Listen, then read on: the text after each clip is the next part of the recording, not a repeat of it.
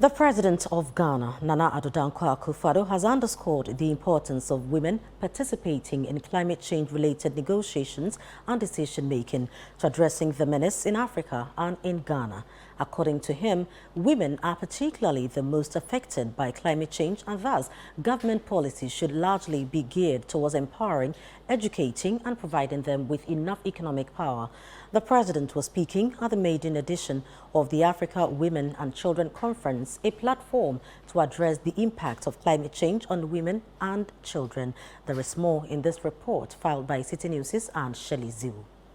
Climate change poses significant challenges globally, disproportionately impacting vulnerable people, especially women and children.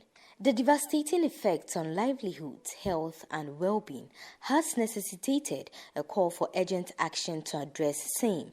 The African Women and Children Conference is an initiative of the Samaria Empowerment Humanitarian Project under the auspices of the Office of the President, which seeks to advocate for policies that champions the interest of women and children in climate change and discuss practical and realistic projects and programs to address the adverse effect of climate change on women and children, among others. It also seeks to highlight the unique ways women can influence the achievements of positive climate action.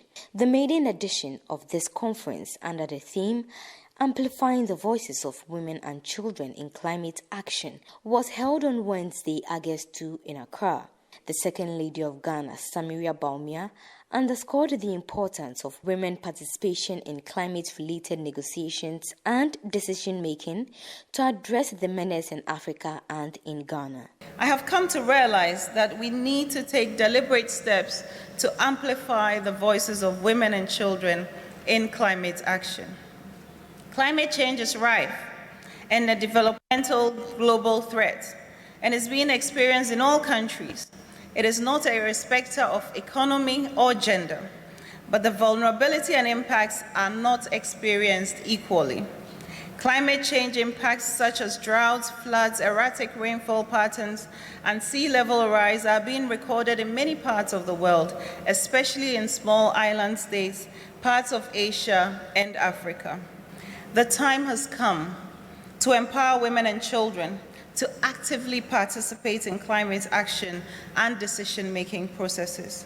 When we amplify our voices, we enable them to contribute innovative solutions and sustainable strategies that can revolutionize our approach in tackling climate change. The President of Ghana, Nana Akufo-Addo, outlined strategies aimed at empowering women and children to avert the negative effect of climate change on their livelihoods and pledged his administration's support at achieving them.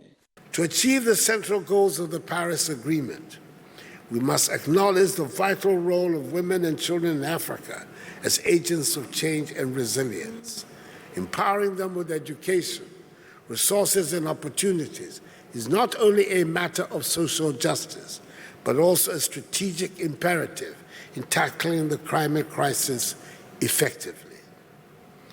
By amplifying their voices and ensuring their active participation, we unlock the potential of a diverse and inclusive climate movement that drives sustainable development and protects the future of our planet. I would like to reiterate my government's resolve to join hands with all of you to forge strong and beneficial partnerships towards crystallizing efforts to empower women and children, achieving the crucial net zero objective, and to mobilize the resources we need to build a climate-resilient economy that can withstand future threats, create decent jobs, and unlock inclusive and sustainable growth.